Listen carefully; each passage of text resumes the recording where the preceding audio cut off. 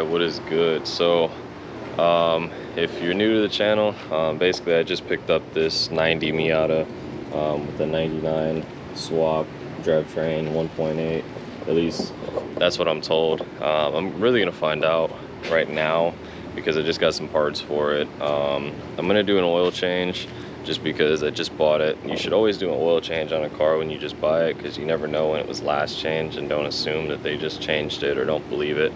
Just go ahead and do it, just for your peace of mind, just so nothing's gonna happen to the car. But also it's starting to have a little bit of a misfire, so what I'm gonna do is I'm gonna check into it. I'm gonna pull the plugs, and if I have to, then I'm just going to check compression.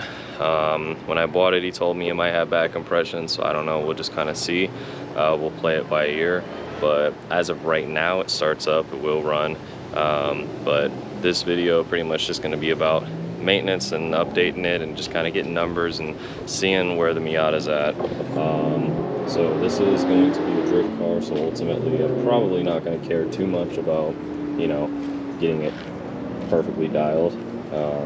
As of right now, just as long as it runs and I can have fun with it, that's good enough for me. And then eventually I'll, you know, get serious about it. I might do a turbo kit and things like that, but only time will tell. So for now, this is what we're working with. This is everything pretty much that you're gonna need. Jack, oil pan, you know, drain pan, just some rags, obviously some gloves, set of wrenches here, just, you know, assortment here, maybe some sockets and ratchets, some brake cleaner, just to kind of clean things up. So like, if depending on the design of the oil pan or whatever, you might have, or the oil filter even more likely, you might have like just runoff and stuff. You can just wipe all this away with some brake cleaner and some towels, jack stands and wheel chocks, because, you know, safety first for sure. You don't want the car rolling. And I bought some plugs already, so they have 0.44 pre-gap. Hopefully this is the right gap. Hopefully everything that's, you know, been told to me and I've been buying parts for is the right information. Otherwise I gotta get some stuff. But filter and 530 high mileage oil. I don't really use full synthetic on NA cars, but that's just me. So anyways, I'm about to set things up, get it jacked up and everything, and then kind of just walk you guys through it. Just me doing it, what I find, and kind of how to do it maybe if you don't know. So anyway, we'll just get started with it now.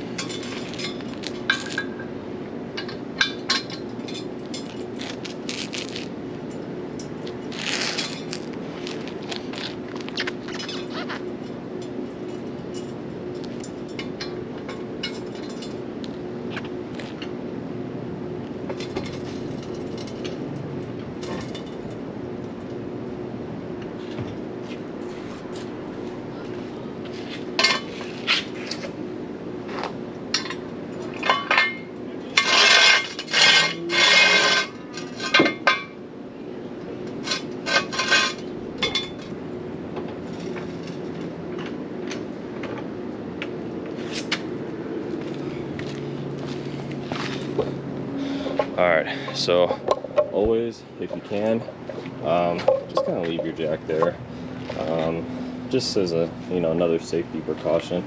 But anyway, I got it jacked up more than high enough, And I'm already seeing zip ties, so typical Miata stuff. Where is it?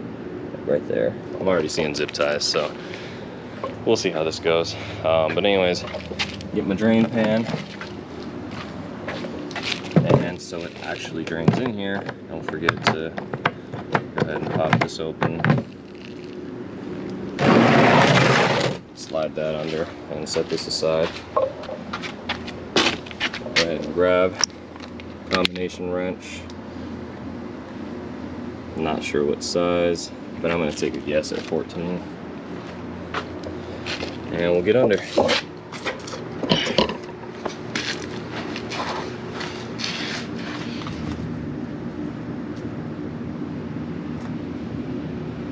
Oh wow, 14? 14 is way off. Yeah, 14 is mad off. God.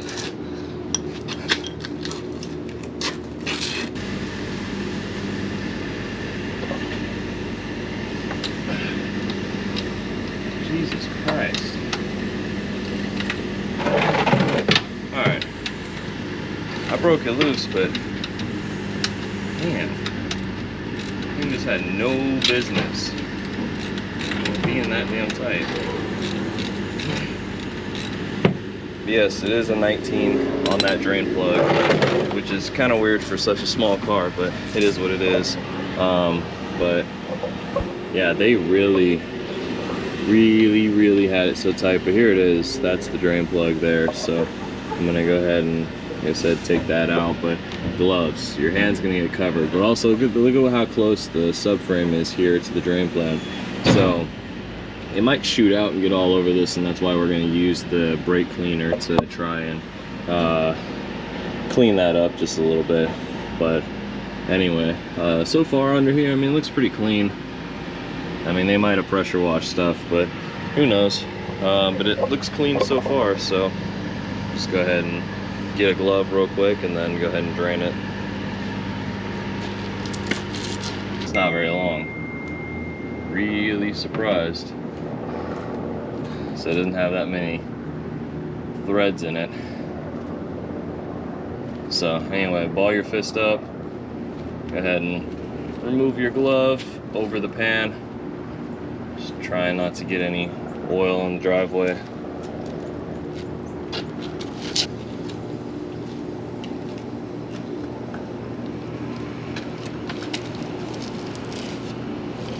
So anyway, that's gonna drain. So the next thing, you know, I'm gonna look for the filter. I don't know where this filter is. I mean, I'm gonna be completely honest. I haven't seen it. Oh, I found it. There she is, right up under the intake manifold. So, all right, I probably have to say this before I actually get taking this off. But anyway, this is the oil filter wrench that I have. This one works really good. It's all sizes, as it goes down very small. So anyway, full disclosure, this is not like a how-to video. I'm just kind of going over what I'm seeing, what I'm doing, and maybe if you want to learn something you can, but this is not a tutorial, DIY, yada yada. If I skip something, it's because I don't know, I skipped it. I forgot it, or whatever. But this is not an informational how-to. I'm just gonna go ahead, like I said, this is the wrench. You just get a good grip on it, turn it, but I might need two hands to do it because the rack is in the way just a little bit, but you can kind of see it moving. The thing about these pliers is, though, if you use these, you need to make sure that you get it off. These will puncture the filter, so if that filter punctures, I don't care how you get it off. I don't care if you hammer a screwdriver through it, you got to get it off. You can't not do it. So they do make some that are band wrenches, but I find that this is a lot better. I don't know, it's just what I use. So I think I got that off of a Snap-on truck, if anybody's wondering where to get it.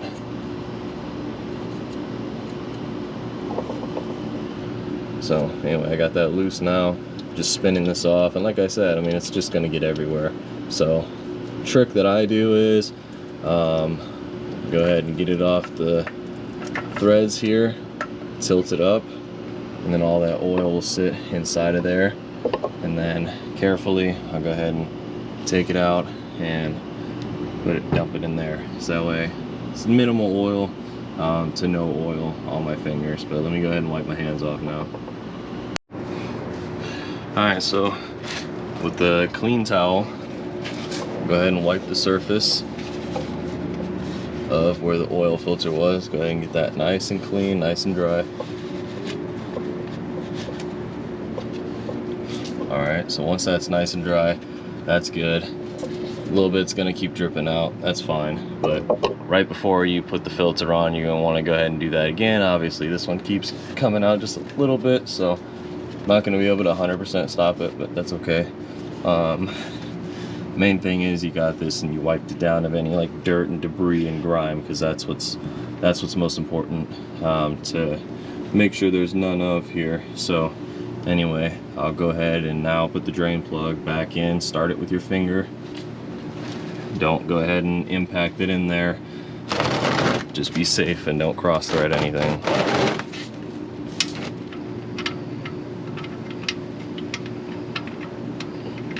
And yes, I forgot to put a glove back on, but oh well.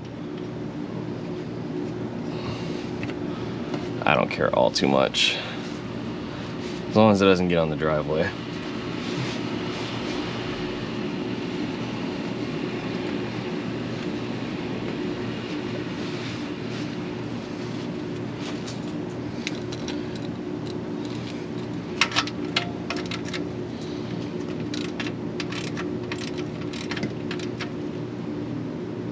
That's it.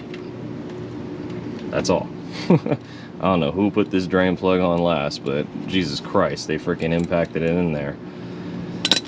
That was definitely evident. So anyways, yeah, there's gonna be just oil everywhere on the subframe here, but it is what it is. So I'm gonna keep this there because I haven't put the filter on yet. So let me go ahead and grab some gloves and we'll throw on the filter. Okay, so new filter is on. I just need to hand tighten it. That's all that it takes is hand tight. Just the angle's just kind of weird, so you get the idea. But I'm gonna go ahead and do that now with my left.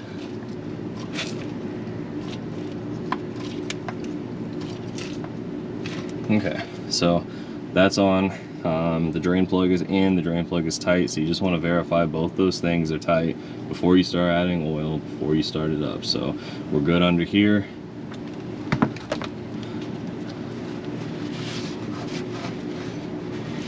Start wiping some of this. Throw that in there, and then you're good to pull your pan out.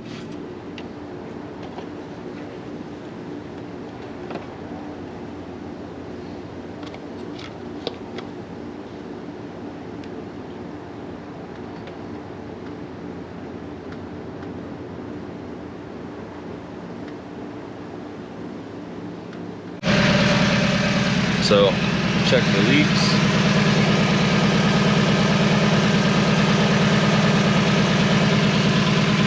See anything? So let this run just a little bit longer.